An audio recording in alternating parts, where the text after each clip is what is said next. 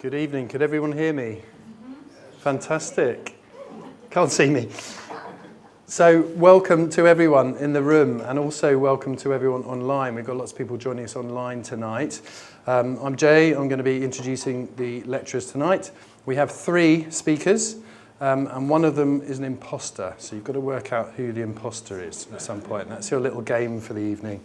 So a few boring announcements. First thing is, I've been told to say that loos are that way. Hopefully people work that out. We're not planning a fire alarm, but if there is one, you'll be instructed about how to get out. There is also a bar with lots of liquid, so that's another option. And there's an assembly point outside, but people will point you in the right direction.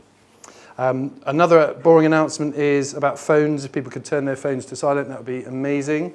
And online, similarly, if people could mute themselves just in case there's any shenanigans, that would be fantastic. So as I say, we have 3 speakers. We're going to be illustrating and highlighting some of the projects that we do through Gift of Sight in Southampton. This is by no means the extent of all the research we do, so bear that in mind. We've had to look at targeted projects tonight. Some of the studies that we do start off with Gift of Sight funding before we can go on, build preliminary data and get bigger grants. Some of the studies are funded completely by Gift of Sight. Most of the people you see up on the stage have been funded by Gift of Sight. Most of the people you see at the back of the room have been funded by Gift of Sight. So Gift of Sight really is the common theme for pretty much all research that we do. In that vein, we have some other researchers all part of our wider group at the back of the room. If you could visit them and have a chat with them, there's lots of things to play with. I think there's some free sweets even, maybe. Go and have a chat with them. That would be fantastic. And the idea of the evening is that we're going to have these lectures. So we're going to have 3 relatively short talks. Then we're going to have a Q&A session at the end. Now, the Q&A for people online, they can submit questions, and we've already got some flooding in, apparently. Helena is going to be busily working away behind the scenes, trying to collate the questions. And then, obviously, we'll have time for questions from people in the room, and we'll moderate that at the end. So that's the format. That's how it's going to work. So without further ado, I will introduce our first speaker, which is Professor Lotery.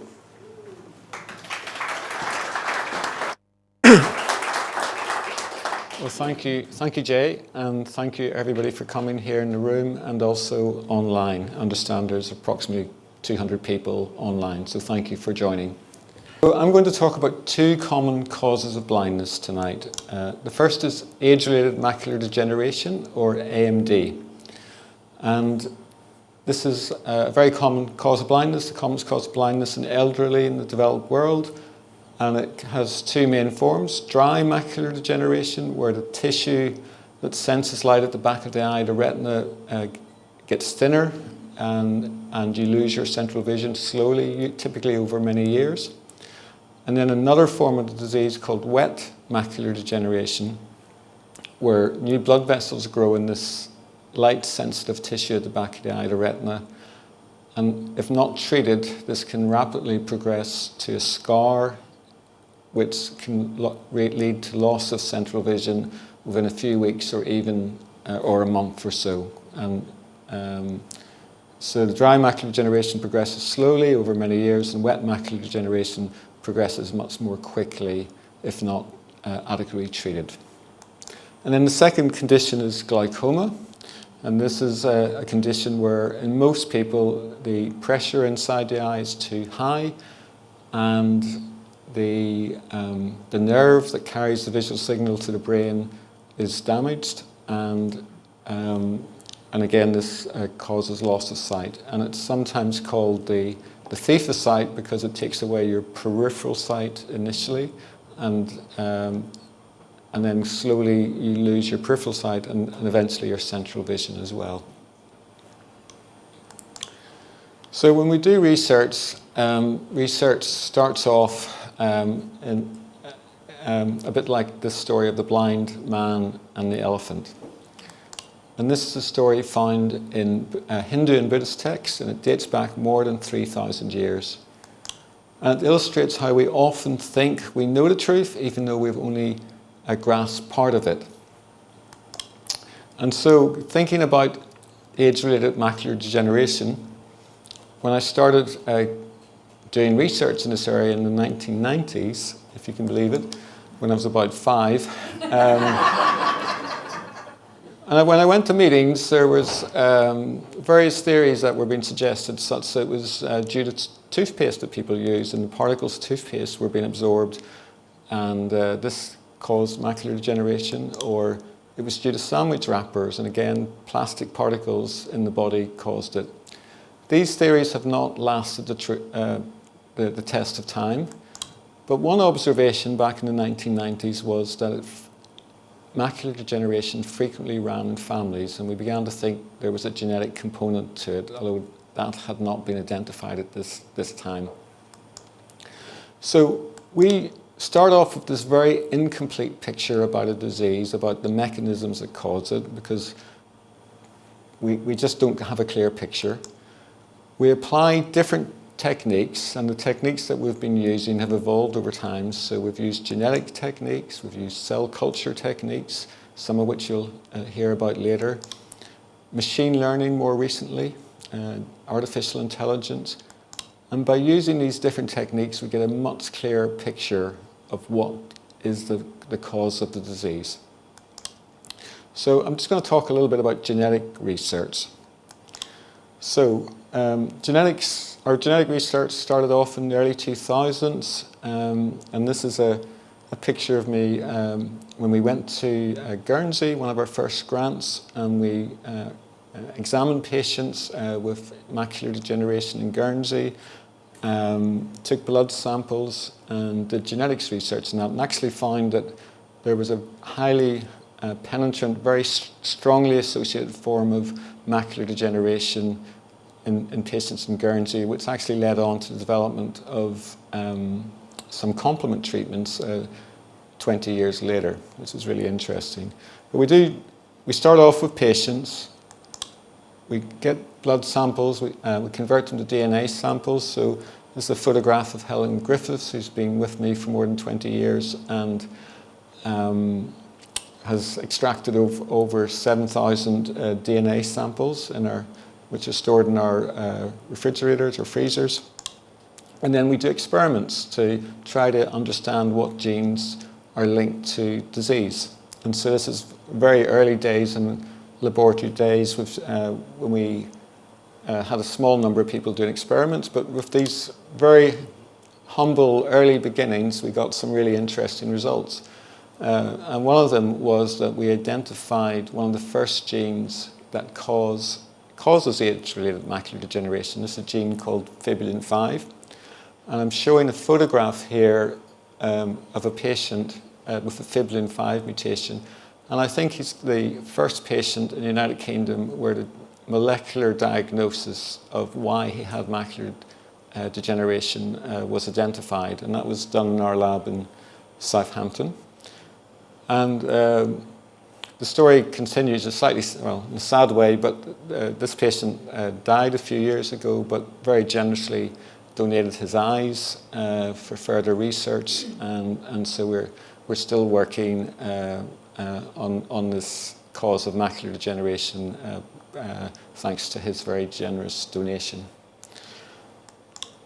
If we move on maybe 10 years to 2010s, we started collaborating much more and getting organised in large collaborations. And I would class this as the era of big data. And so we were part of, and are still members of, an organisation called the International AMD Genomics Consortium. And working with scientists all over the world, we pulled together over 17,000 advanced macular degeneration cases and over 60,000 controls, and looked for genetic associations with macular degeneration. And the results were really astounding, actually, in that we found over 20 genes that were associated, at a genome-wide association level of a significance as being risk factors for developing macular degeneration. Now, you might say, how does this help patients? And so I like this cartoon that says, scientists have isolated the gene that makes scientists want to isolate genes. How does this help patients? Well, if we go back to this slide, which shows all these different genes that are associated with macular degeneration. This identified complement genes as being common causes, genetic causes of macular degeneration. And this has led to the design of treatments for dry macular degeneration, which are drugs that inhibit complement. And some of these are available in the United States now, some others are in clinical trials, but I expect in the next few years we will have complement therapies for macular degeneration here in the United Kingdom. But it started out with this type of research. Another gene that was identified was a gene for a molecule called vascular endothelial growth factor. And inhibiting this molecule, or VEGF, is the backbone to all our current treatments for wet macular degeneration. So by understanding the mechanism, we've got to treatments. So I just want to warn you, if you're look away at the next slide if you're squeamish, and I'm just going to show an eye injection. But this is our current treatment is inhibiting vascular endothelial growth factor, and under anaesthetic, I stress, we repeatedly have to give these eye injections to patients, and sometimes it's every month that they need this. And I know there's a patient in the room tonight who's had treatment for more than 18 years. And keeps coming back and has had several hundred injections like this. We can't quite figure out how many, it's so many, but it's several hundred at least. So it's a great treatment for wet macular degeneration, but there's a huge burden in terms of the frequency at which you have to give this treatment. So how do we improve outcomes for patients? Well, we do clinical trials. So here's a photograph of myself with our clinical trials group, which we've built up, and I'm holding a certificate because we've just been awarded a prize for all the clinical trials we've done. And so one of the things that we're looking at the moment in clinical trials is the port delivery system. And this is where you implant a little reservoir into the back of the eye that can be refilled by an injection. But this injection only has to be given every 6 months or every 9 months possibly. And so in early work, patient surveys have really liked this. They much prefer this than having a monthly injection. So the reservoir can be refilled every 6 to 9 months. And so we're doing clinical trials on this at the moment, and I think this could be a very exciting development for managing macular degeneration, and it's likely to be approved in the UK next year. And then another therapy that we're working on at the moment is gene therapy for wet macular degeneration, and that's where you use a virus to infect cells under the retina, and these infected cells produce a protein that you want to deliver the drug therapy. So the cells in the back of the eye continuously produce a molecule that again inhibits vascular endothelial growth factor, or VEGF. And just to put this in perspective, last year in Southampton we spent more than £9 million in eye injections. We did over 22,000 eye injections. We had over 13,000 eye appointments. But because of this, if this gene therapy trial is successful, we could reduce the number of injections a patient needs from 100 or 200 to just one treatment. Or put another way, one and you're done. So this is another approach that is under trial in Southampton at the moment. So then moving to glaucoma research, the only treatment currently is to lower eye pressure. That's been the only treatment for 100 years. But unfortunately, this doesn't work for everybody. And we need to understand the disease better to get new treatments. And so again, we've collected DNA samples on around 2,000 patients, one of the largest collections of DNA samples from glaucoma patients in the UK, to better help us understand the mechanisms that cause glaucoma. And so what are the results of these experiments? Well, this has resulted in a tremendous collaboration of scientists all over the world, where we've pulled together over 600,000 patient samples. And this graph, it's called the Manhattan plot, because it looks like the skyline of Manhattan. But what it's showing is genes that are associated with glaucoma, and every line that's above the red line is a gene that is associated with glaucoma. And prior to this work, we knew about 3 genes that caused glaucoma. Now we know over 260 glaucoma genes. And again, just like for AMD, this gives us insights into new mechanisms and potential new drug therapies which are being looked at now. So we're very excited about this.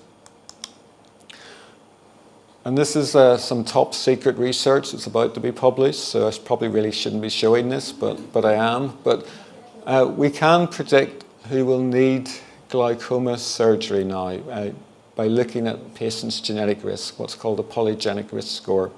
So what this graph is showing is your likelihood of needing glaucoma surgery to get your eye pressure really low. And if you have the highest risk factors for glaucoma, you follow the red line on the top, which shows how quickly you will need to have eye surgery. Whereas if you have the lower genetic risk for glaucoma, you follow these much flatter lines at the bottom. So a genetic test has been developed to predict who needs glaucoma surgery, and we think this will help doctors be able to manage their patients much better, much more effectively. So how does our research help patients? Well, we start off with this really incomplete idea of what causes a disease. We do research. We get a much clearer picture of the mechanisms that cause diseases like macular degeneration and glaucoma. We then use this information to perform clinical trials, assess new treatments, and then we expect this will give better outcomes. And what I'm showing in the last image here is how hospitals that have the most research funding have the lowest mortality rates in the UK. So the more research a hospital does, the better clinical outcomes it gets.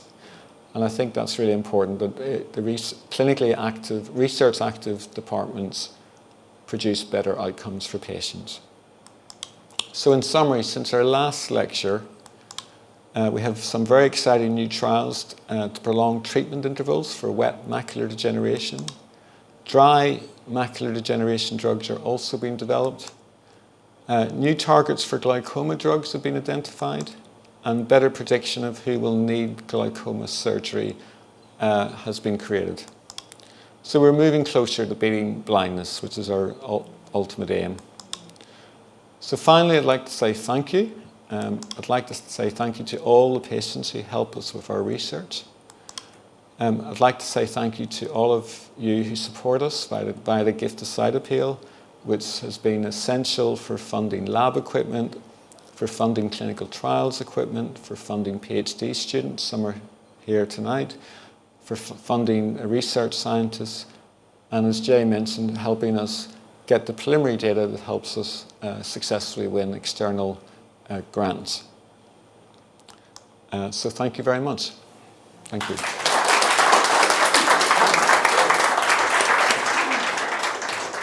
So thank you, Andrew. Also kept to the minute. That's amazing. After a stutter start as well. That's why he's the boss. So I'd like to introduce our next speaker, who's Jörn Lakowski, who is a cell biologist, so a proper scientist, and a PI, meaning he's a principal investigator, so he runs a research group as well. So Jörn, over to you.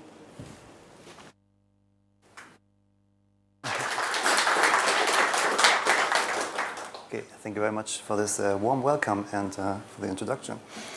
Okay, yeah, so my name is Jörn. I'm one of the lecturers here within the Vision Group. I'm not a medical professional. I'm a biologist, as Jay said. But for many, many years, I've had a very strong interest in developing a therapy for retinal degeneration. And in my lab specifically, we're very interested in leveraging the insights gleaned from studying human development, human biology, to develop new therapeutic interventions for these devastating conditions. And towards that goal, we use what's called stem cell-derived organoids, like the one you can see in this image here. And you can think of that as like mini human retinas in a dish. And so in the context of today's talk, I will touch on a project we have been working on for quite a while now, and that revolves around the development of a drug therapy for retinitis pigmentosa. So you might be aware of this condition. It's quite severe and devastating. So retinitis pigmentosa is an inherited retinal dystrophy and the leading cause of blindness in the developed world. And it is characterized by a progressive degeneration and loss of the photoreceptors, both rods and cones, here in the retina and the back of the eye over time. This leads initially to this characteristic tunnel vision, but at later stages can also lead to complete blindness. So quite devastating for patients and families alike. And unfortunately, there are currently no effective treatments available for this condition. So there's an urgent clinical need to come up with new and better treatment options. So while we have known about the progression of the disease, so how it happens for quite a while, we don't really understand what happens at a cellular or molecular level at all, really. But work in animal models suggests that rods secrete this support signal for cones, a trophic support signal, a survival signal, called the rod-derived cone viability factor. And this little molecule binds to a cell surface receptor called basogen on the surface of the cone cells. And this enables the cone then to take up nutrients, specifically glucose, from its environment to nourish itself. As you might know, in retinitis pigmentosa, the rod photoreceptors die first, and so this survival signal stops. Then the cone becomes really unhappy, starts to starve, and eventually is lost. Now, this is maybe one of the best ideas or hypotheses that we have currently, what happens on a cellular level in retinitis pigmentosa. But we don't really fully understand this process, so it remains enigmatic and is still poorly understood. Also, most of our evidence for this really comes from animal models, of course really important, but this is, for example, from rodents or from chicks, so they don't really have like a human retina. So the findings may not directly translate into a human context directly. But I think you might agree if I say that understanding this process better in more detail would maybe one day lead us to develop or be able to replace this viability signaling with some sort of drug treatment. Yeah? And so this is really where our research is going. And so in our lab, we're taking advantage of what's called stem cells. Yeah, you might already have heard about stem cells and many different sort of stem cells in the human body. The ones we are using are called the pluripotent stem cells, and they're special because of what they can do. They can be derived through two different ways. They can be derived either through very early kind of fertilized human egg or through reprogramming of body cells. And they have the propensity to self-renew, so make more of themselves almost indefinitely. And if you understand the biology really well, you can then also essentially make any type of cell in the human body from these stem cells, including the ones we're interested in, the retinal cells. And so this is something we do every day in the lab. And so we use these pluripotent stem cells to generate the retinal organoids. Again, you can think of it as a retina in a dish. And they contain all the main cell types you also find in a normal human retina in the correct spatial orientation. And they provide a really, really good model system to study both normal human development, but also a range of different human diseases. And maybe, and hopefully one day, they will enable us to develop treatments for these devastating conditions. So how can we mimic retinitis pigmentosa and these organoids? In order to achieve this, we turn to a genome engineering technique called CRISPR-Cas9. And you can think of that as these molecular scissors that enable us to cut the DNA of a cell in very specific and predictable ways. Yeah, so we can make genome edits at will, essentially. And so for this project, we decided to essentially cut out the gene for this receptor called basogen that is really important for the survival signal. So the idea was that the genetic removal of the cone survival signal receptor would then lead to retinitis pigmentosa-like conditions within the organoids. Yeah, and so making this little model or like a mini sandpit for our experiments would then allow us to search for chemical compounds which could enhance cone survival. Of course, I'm heavily simplifying this. This was a lot of work, but in a nutshell, this approach was successful. So in our model system, we successfully deleted this receptor for the survival signal, and our organoids no longer make it. And our preliminary data suggests that the organoids, so these mini retinas that lack this receptor for the survival signal, have also fewer photoreceptors. And this all indicates that the system, the model, is working as we designed it. So very encouraging.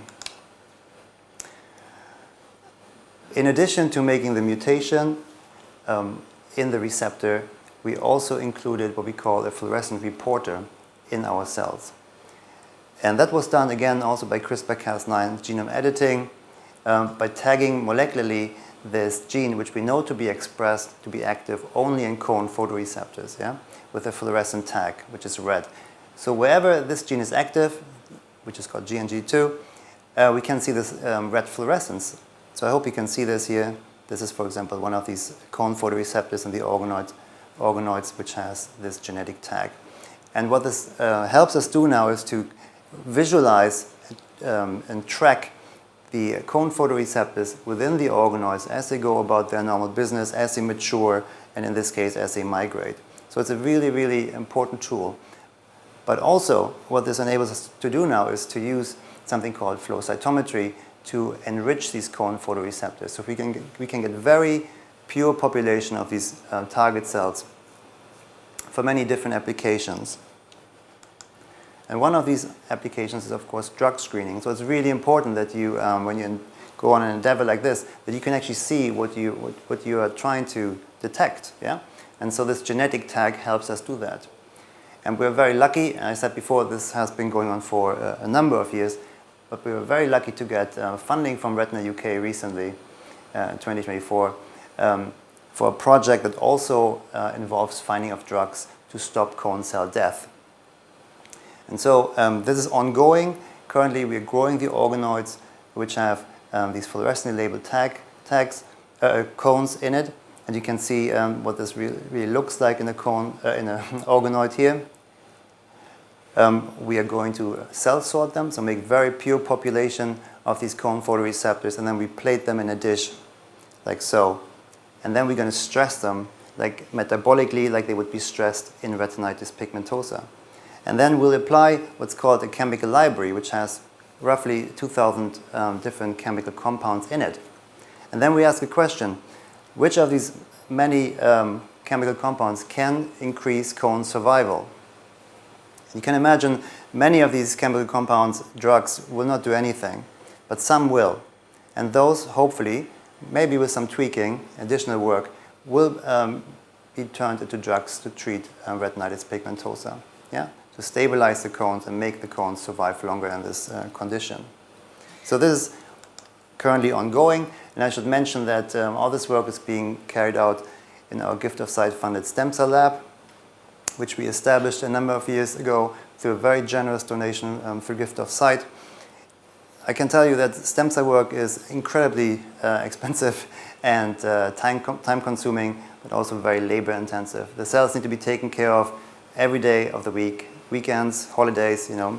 We always have to show up and make sure that the cells are happy. So having a dedicated lab, a dedicated space where we can ensure that the cells are safe from contamination, that we have a good workflow and where we can work efficiently is incredibly important for this sort of work. And it also makes for a very happy workforce, as you can see here. Okay, so I'm coming to the end. Let me just acknowledge two very important people here who are involved in this study.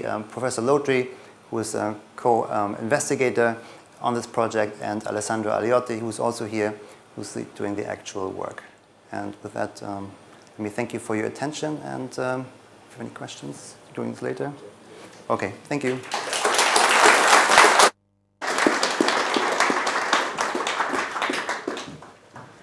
Okay, so thank you, Jörn. So I asked you at the early part of the evening to spot the imposter.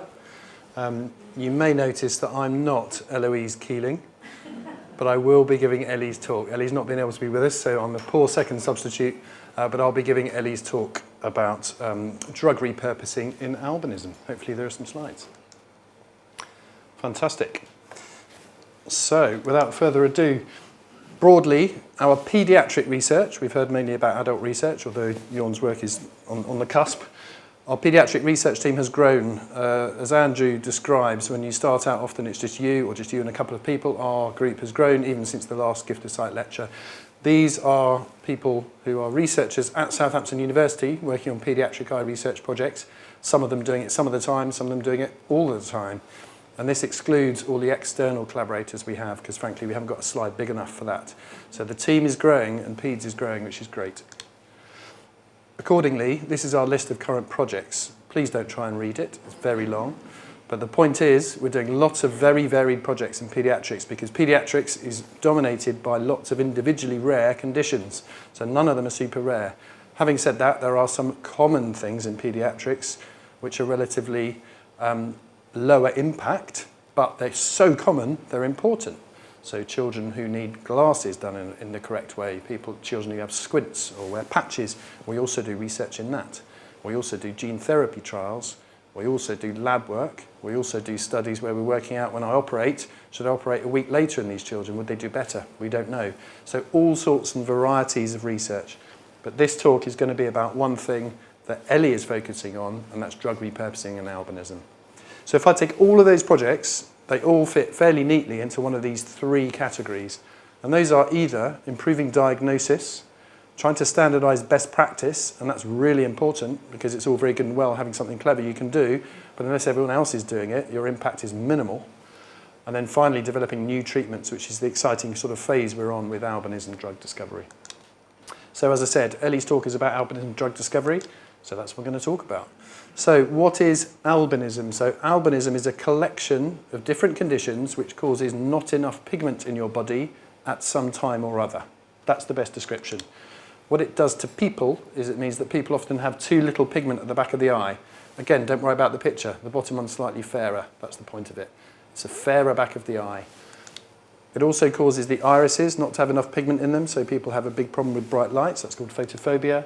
It also causes the retina to develop abnormally, the nerves to cross abnormally behind the eye, and it causes the eyes to move. So it's a whole collection of different eye problems related to not enough melanin. And I'll explain why it's not necessarily the melanin itself in a minute. But the important thing we worked on for a long time is genetics, because my patients look not like they've got albinism. So lots of my patients don't look anything like they've got albinism. I have people who look as dark as me and have albinism. So it's actually way more common than we think, and it's very much underdiagnosed. So that is albinism. Now there's also some important big facts about albinism that people don't know. So the World Health Organization describes it as a global health emergency and has done for a little while. Interestingly, the UN has only 2 special conditions advisors, and one of those is for albinism. So on the big world stage, it's a very, very important condition. And that's because it's more common than we think. 1 in 1,000 is the quoted figure, but in some populations it's up to 1 in 100. We have 0 treatments for it. We can help with the things around the edges, but we can't actually treat the condition. There is a therapeutic window after birth, so this is important because for inherited conditions, people often say, well, if you've got to treat the baby before it's born, how on earth are you ever going to do that? But we know there's a therapeutic window after birth for retinal rescue. And finally, tyrosinase is a word I'm going to mention a couple of times. This is a gene, so it's one of our genes in our body, and it makes a protein which is super important for making pigment. And it's the gene that usually has a spelling mistake in it when you have albinism. So this is about as complicated as my slides get, I promise. They don't get much worse than this. This is basically a schematic showing that there's lots of steps that go on in the cells of your body that are trying to make pigment. They use lots of different genes and lots of different proteins to do it. So it's a very complicated pathway. Accordingly, if you have a spelling mistake in one of those genes, you can end up with albinism, but there's quite a few different types. But tyrosine, or tyrosinase, as I've mentioned in the middle there, is super pivotal. So that's the particular type of albinism we've focused on. So we're talking about drug discovery. How do we discover drugs? So I have friends who are non-medical who say, how do you discover drugs? Do you just walk in the woods and there's just drugs and you find one? Is that how it works? The answer is no. There's lots of different ways, but a common pipeline these days is to use thousands of chemicals or compounds, as Jörn's already mentioned, but importantly, be able to throw them at something that you can multiplex. You can do numerous times, over and over again. So 1,000 different cells in a plate, or different wells in a plate with cells in, where you just throw drugs at it. If it doesn't work, move on. But to do that, you need an assay. You need cells that are going to show you something quite quickly to say whether that drug is going to do something or not. That's what we've never had for albinism, which is why we've never had a drug for it. So here's where serendipity kicks in. Now, a few years ago, we did a lot of work on genetics, developing genetic tests for the NHS, etc., and that was great. But in the process of proving that some of the mutations didn't produce pigment and caused albinism, we found that some cells, and these are cells at the bottom of little tubes, when we just inserted the tyrosinase gene with a spelling mistake in it, they instantly, or within 48 hours, started to produce pigment, but only as much as we saw in our patients. So a strong mutation seemed to make lighter cells, and a lack of a mutation made darker cells. So it's very uncommon in medicine and research for things to look as nice and clear as this. So for darker skinned people without albinism and dark hair and dark eyes, they were wild type. So the cells made from their tyrosinase looked dark. The ones who were slightly fairer, the cells from their tyrosinase looked slightly lighter. Some people in the audience might recognise that face. Other people with another mutation, which you know causes more problems with tyrosinase, look lighter, and if you have both, you have albinism. So it really neatly recapitulated what we saw in our patients. So we thought at that moment, well, can we use this model? These cells pigment within 48 hours. Can we use them to throw drugs at to see which ones might just rescue albinism? So before we do that, clever scientists like Jörn tell us, we have to check that these cells are actually producing pigment in a normal way. If they're just staining the cells yellow and looking darker, that's not helpful. And so to cut a long story short, using electron microscopy, which is these fancy pictures at the bottom, we can show that this pigment is being produced in a normal way and less so in the people with the albinism mutations. We then look at the protein itself, and we involve clever chemists like Matt Bowd, who looked at the protein tyrosinase and really with the question of, are you ever going to be able to use a drug to try and turn this thing off or turn it on? Is there any druggable pockets on it? That's the fancy way of saying it. And the answer is yes, there absolutely was. And then the next question, which again illustrates why science is a bit funny sometimes, is this took quite a long time to work out how we quantify that pigment. So those different coloured cells I showed you, you can clearly tell something's happened.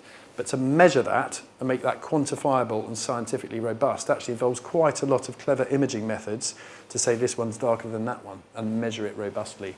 And the answer was, can we do that? And the question was, can we do that? And the answer was absolutely yes. So we did it.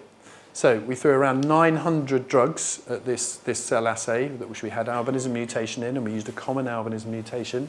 And these 900 drugs were chosen because they work in supposedly very different ways. And importantly, all of them are already licensed for use in humans for other conditions. And the reason we did that is if we find some bizarre chemical that works, we've then got 20 years of safety studies. Whereas it's just possible we might find drugs that people have in their cabinet at their home that might just work. And we found quite a few hits. So the next question is, well, how are these drugs working? That's all very good and well, but what are they actually doing? So for this, we look at cellular mechanisms. So what happens in the cell? Why was the tyrosinase not working in the first place? Where does the drug go? What does it allow that protein to now do? And one big question was, does it allow it to escape a particular part of the cell called the ER and go out into the wild and do its job? And the answer was yes, a lot of these drugs are exactly doing that. They're allowing it to escape. Next question is, does it allow them to travel to another part, which we need it to do to work? And the answer was yes, it absolutely does. Then the question is, does it actually increase the function of tyrosinase? So if you then take that tyrosinase out of those cells and test it, so in other words, put it in an assay and say, does this make stuff go black? The answer was yes, some of them do. And the final question is, as I mentioned earlier, when we're making pigment in our cells, that's all good and well. But actually, to avoid all the eye problems I talked about, there's lots of side molecules that are made, and they're the ones that actually help the retina grow normally, the nerves grow normally, you not get nystagmus, etc. So it's those side compounds that are super important. So the question was, although it's turning the cells black, which looks great, does it actually produce the compounds that might just rescue the retina? And the answer was yes. From the compounds we know that does it, they do. So again, we go back to Matt Bowd, who produced very fancy pictures like this, which I do not understand, but they're proteins. And what he does is he models them and says, well, why, when you have that mutation, why is that drug making it work? Why is that fixing the protein? And he can use very clever computational stuff, as well as wet lab, proper kind of wet science, if you like, in test tubes, to work out why that drug joins it. And the short answer is that when you have that mutation, it opens up a bit of the protein, which then says, drugs, come and touch me and I'll fix back together. And essentially that's how it works. And because he worked out this mechanism, it became obvious that maybe other mutations in this gene, other variations, might also be fixed by the drugs. So the next question is, can we predict whether the drugs will work based on the spelling mistake? Because if we're right, that shows that his protein modelling works. And the short answer is, yes, we can. So we look at different spelling mistakes in the same gene from different patients. So we say, well, those ones will get treated by that drug. Those ones won't, because we know the mechanism and it proved it works. So that's a good stage to get to. So the next stage that we want to go into is going into different cell types. So these cells that we've been using are actually derived from a human embryo in 1973. So they are human cells, but they're quite a long way from eye tissue. So the next question is, can we use eye tissue? Can we make eye tissue? And can we take it from real patients? And there's a few ways of doing that, again with Jörn's help. We can reprogram cells taken from other parts of the body. So we can actually do skin biopsies. That's what this picture is. We can take a bit of skin. We can take certain cells that are present in skin, take them back in time to think they're an embryo, push them back forward through time and get them to turn into eye cells. And then the really clever bit at the bottom is organoids, which is a step further on, where it's not just those cells, it's actually some of the cells around it. So we're creating mini, very primitive eyes, essentially, in cells. So that's what we're doing at the moment. And I thought that this skin biopsy looks so good from the picture of it. I thought that looked so enticing. I'd have one done myself, so I did. This is the end of one of my theatre lists. And the reason we did that, and this illustrates a point, is that we needed a control. So we needed someone who doesn't have albinism, or is really unlikely to have albinism, or even carry any variants. So we thought, who's the darkest in the team, before going grey? Who's the darkest in the team? Jay. So I had a skin biopsy. So we've done all of this, and my cells are growing beautifully. We then did my genetics, and I carry an albinism variant. So that explains why, or illustrates why, some of the albinism variants we're talking about are super common. It's all about the combination that you have in people. So my sample is now completely useless. So if you're dark-haired and darker skinned, on the way out, just be careful, because somebody might get you. So the current state of play. This is where we're at. This is the kind of summary slide, really, of where we are. And this is a very quick run through a very long project. We've just actually filed some patents through the university, which is fantastic. It's a really long process, but we filed patents. The reason is that allows us access to certain recent research grants and makes us commercially interesting. And I'll come back to that in a second. This also allows us to now publish our works. We haven't published it for ages, and you'll notice I didn't actually give you any details of any drugs in there. I'm not allowed to yet, but we will soon. We've also secured 3 years more funding, again through gift of sight and other associated gifts from people in this room and elsewhere.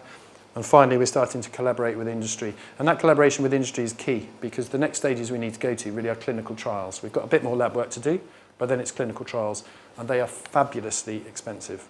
So one route is through pure research funding, which is one route we're exploring.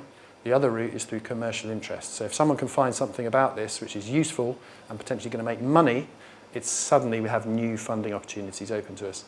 And as long as I get my treatments for albinism, I'm happy with whatever anyone wants. But the key to this, probably for us, interestingly, is this.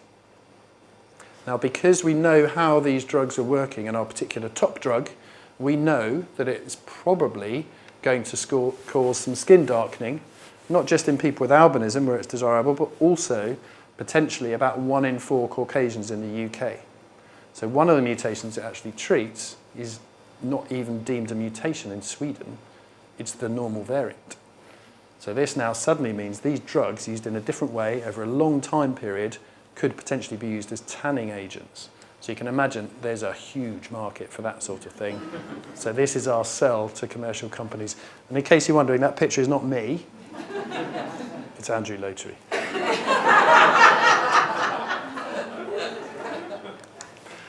So finally, I'll just say my thank you. So I just put a crowd picture now because there's so many people to thank and you're only ever going to miss people off. So thank you to all our amazing researchers and collaborators who work everywhere for us and with us. Thanks to all our funders. And most importantly, at the top, thank you to Gift of Sight. And it really is the people in this room and the donors to Gift of Sight that allow us to do anything that we've been talking about this evening. So thank you to you all.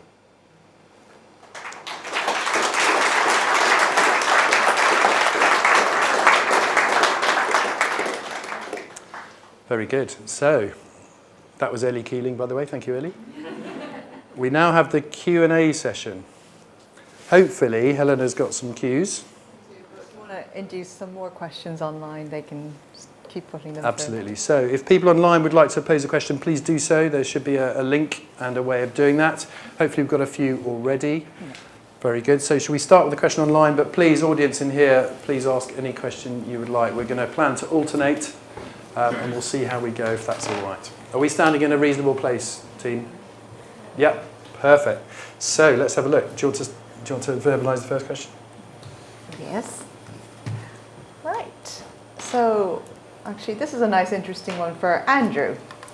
How do you foresee AI developments assisting with research projects in the future, if not in use already? It's a great question. There's a lot of interest in AI research in ophthalmology, and we're doing a lot of AI research actually, which I didn't have time to talk about. So I think AI is going to help us in making assessments of patients' images much quicker. We see thousands of patients every year and make decisions on their treatment based on their retinal images, and we have a wide range of people of different levels of training looking at these images, and I think AI tools will be like a co-pilot in helping us pick out the prominent features on these images that tell us whether a patient needs treatment or not. And so these co-pilots, if you like, are very near to being deployed in the clinic. We're using AI at the moment to analyse images from patients with macular degeneration to try to give us new insights about what makes people progress to sight-threatening late stages. So we have a large study called the Pinnacle trial of over 400 patients, and using AI tools to measure in micron levels of thickness that the human eye can't see changes in these pictures. So I think it's going to influence, it's going to give us new insights into mechanisms again, but it's also going to help us in the clinic manage patients and diagnose patients more correctly. Take one from the audience maybe? Because I can see this gentleman in the red t-shirt, and there's a mic coming over to you. If you could produce a retina in a petri dish, do you ever think you're ever going to be able to produce a retina, a good retina in a petri dish, to be able to replace the bad one in someone's eye? Okay, so in fact there are actually people, and that's not really our focus here, but people are trying to generate these mini retinas for transplantation. This has been going on for actually quite a long time, but not with stem cell generated material. So the new thing really is to grow those mini retinas from scratch from the stem cell, whereas previously maybe it would have been some like human donor tissue, for example. But yeah, that's ongoing. I think the challenge is then to obviously connect to the existing remaining retinal circuitry. So that's a big challenge. As you can see, we can grow those things, but there are actually technical challenges to then introduce it into what's left of the retina and make everything connect. It's a very active area of research currently. Yeah. Good question. Should we take one from online? Yeah, there's one for you, Jay. Oh, okay. Is there any research to reverse or stabilize the asymmetric growth of the eye due to myopia, which increases retinal vulnerability to myopic CNV? Yeah, so that's a very active area. So myopia means short-sightedness. It's usually caused because the eye is literally bigger and carries on growing abnormally and can do up until you're around 25. As it does that, it not only makes you short-sighted, it also essentially stretches the retina. So it means you're more likely to have problems with the retina, including retinal detachment, retinal tears, and as we've just heard, CNV, which means little blood vessels that grow through the back. So there's a lot of work going on at the moment trying to prevent that process. There are different technologies, so there's various contact lenses, which are thought through optical kind of methods to change the growth of the eye. There's glasses even, which have unusual kind of different focuses, segments in them, and they're, again, designed to try and reduce that myopia progression. There's reasonable evidence for these things. And there's also drops called atropine, which is a dilating drop, which we use diagnostically and for treatments and things, which we used at really low dose, can potentially reduce the growth of the eye. Some of these technologies have got better evidence than the others. Some are going through clinical trials right now on the NHS right now. We don't prescribe any of them. We don't have them NICE approved, but we're not far off, I would say, with the drops. A lot of the evidence comes from Far Eastern populations, where the rates of myopia is huge. And that's partly genetic, but also partly environment, because one interesting thing about myopia is that you can absolutely make it progress more by holding things too near when you're young. So in populations that are highly studious, and kids are encouraged to hold things really close to their faces, we know that myopia progresses much more significantly. So in fact, environmental therapies or treatments or preventions, including sitting kids further from the desk, having classrooms with deliberately big windows, having forced outdoor play, all of these things also play a part.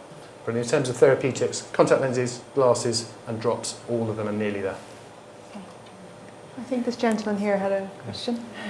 Can you explain, you say there's in the leaflet.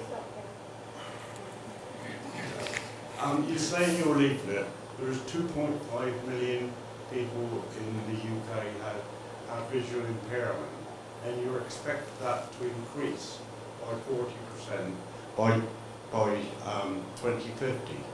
Why is this? Why, with all the research that's going on?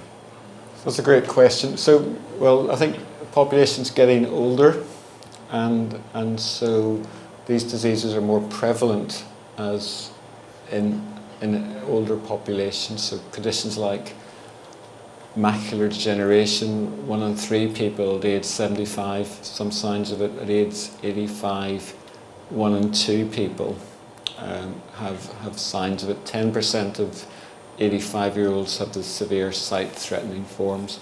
So as people are living longer, we're seeing more of these diseases. So it's a constant battle. We're getting better treatments, but we're also treating more patients because we're, keeping people alive longer. There's other conditions. Diabetes is getting more prevalent. As a lot of people are getting more obese, and that then causes diabetic eye disease, and that's another common cause of visual impairment, particularly in the working age group. So, yeah. Okay. We did this question Yep, online, online. Okay, so while you're there, Yes. on retinal conditions, is there ever likely to be a cure or treatment to restore some sight after a CRVO or a central retinal vein occlusion? So the blocked vein in the back of the eye. So these drugs that inhibit vascular endothelial growth factor are very effective in most patients if given early in the disease for central retinal vein occlusion, where you have a blocked vein which causes a lot of fluid and disruption of blood supply to the back of the eye. So that's a good treatment in the early stages. If for people who have a lot of damage to their eye, perhaps haven't had treatment early enough, then we're looking at more experimental things. There are efforts to make cells that aren't normally light sensitive to act like the photoreceptors that Jörn was talking about. These are in early clinical trials. That might be a possibility for a wide variety of retinal conditions to make people able to see a little bit better in the future. And then if we can replace some cells, again, using the technologies derived from retinal organoids in the future, that might help as well for these more severe late stages. So there was I think a there was a question. Yeah. I just wanted to add to what Jay was saying previously about the treatments for short-sighted children, that the contact lenses that you talked about, although they're not available on the NHS, they've been used privately extensively for 7 or 8 years now. And the glasses lenses, again, they're available to children privately and have been probably for about 5 or 6 years now with really good results. The atrophy, not so much, because there's been clinical studies being done on Caucasian children, because most of the research has been on Asian children. But they would expect that to be available in the next year or two, much more widely as well. Okay. Good. Another one from online? No, there's stunned silence online. Perfect. Any more questions from our audience? Or We've got a couple this here. way and one at the front here. Very good.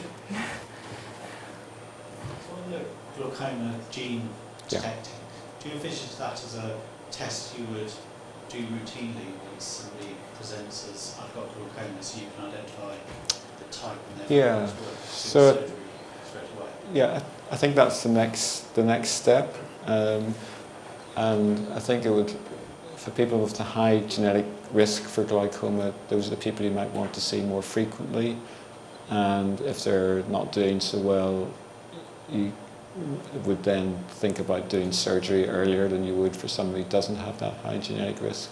So as I say, this work is just about to be published and then deployed.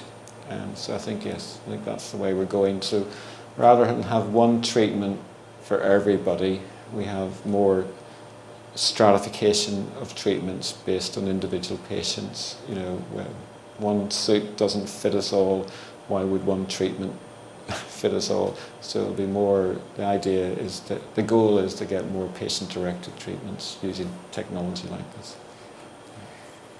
Can I just expand on that briefly, just before we go? So what we're talking about there is personalised medicine. So that really is a massive buzzword in not just ophthalmology, but the whole of medicine. So again, a lot of it's based on big data, but I think what Andrew's described there is the same across almost any condition where people have done genome-wide associations studies or looked for associations, because it's all about when does that risk become enough to change what you do. So if you have an individual risk that's increased by 4% to the general population for a common disease, does that mean your GP has to now see you? Does that mean you should see your optician twice as often? That's what everyone is battling with at the moment. So it's all about combining that information and looking at stats, which is why it's all big data, and again, potentially looping back round to AI. Is that an online question? Yeah, but I think I'll just answer. Can't read it. Quick, okay, I'll read it out. Or you can, but I think I'll just answer it online because it's... Okay, fine, answer that because- online, that's and fine. you can take Yes. a one on the... Yeah. Sorry, thank you. Can I just ask where you recruit your subjects for research? Is it just your existing patients, or do you have a sort of database of research that's going on? Because the CV, I know you've only chosen 3 areas. Yes. So it's mostly from patients who attend Southampton Eye Unit and who we know and have a good understanding of their conditions. Sometimes we reach out to local optometrists. There are some conditions that are more seen by the local optometrists and not, perhaps less severe patients. And in the past, sometimes we've used national charities like the Macular Society, newsletters to look for patients with the right inclusion criteria for some of our studies. So there's a variety of ways to do it. There is efforts nationally to develop websites where patients can, give their details and say, I'd be interested in participating in research, and that's just starting. We have a big focus on doing genetic testing in Southampton. Both Jay and I do a lot of that in our patients. And there are, again, efforts nationally to have databases where patients can say, I've got this genetic mutation. So if researchers are looking for people with a specific mutation, they can, you know, marry up and do research, you know, get involved in research trials that way. But you haven't got that yet, that's just being developed. It's being developed. It is available, but there isn't a lot of research yet has been done on these websites. So there's an organisation called the National Institute for Health Research that is just setting up these portals, if you like, at the moment. But we. Most clinical trials have very precise inclusion and exclusion criteria, and so it's easier to find the right patients from our existing databases in the hospital. But we do reach out, as I say, to community optometrists and national charities as well, and have done in the past. Can I just add to that one as well, just because this is quite topical for me, because we spoke to the NIHR about this last week. We actually pitched to them an idea of having an ophthalmology-wide PPIE group, so public patient involvement and engagement, to address exactly that problem. Because there's so many different places you can go, you're not quite sure whether you're offering yourself to go somewhere, are you offering advice from a patient point of view, are you offering steering on a research but you don't know. So the idea is to set up a full ophthalmology-wide process such that people then know the words, so when we're asked questions like that we know where to tell people, and then it gets bigger and bigger and bigger. And in these days of most things being online, it also makes the process better, because without going down a rabbit hole, when we want advice about a project, the number of people who can come to the university at 7 o'clock on a Tuesday evening is a tiny, non-representative group. Whereas if you do it in a different way, across the country, you can have geographically represented groups, you can have groups from different socioeconomic groups, etc., etc. So the whole process actually gets better the bigger it is. So we're pitching for that at the moment, as are other groups. But I think the NIHR is where it's going to be at, because they're kind of the biggest cross-platform place, aren't they? So I'm getting the signal from my colleagues at the back that we've run out of time. So I'd like to thank everybody in the room and online for coming tonight. Really appreciate your interest in our work and your support for the Gifts Aside appeal. If you would like to stay in touch, we have a newsletter every quarter, which you can get through the QR code or through the giftsaside.org.uk website, where we will email you the latest updates on research. So there's opportunities to learn more about the work or donate online as well. But thank you very much for coming to our lecture. Thank you.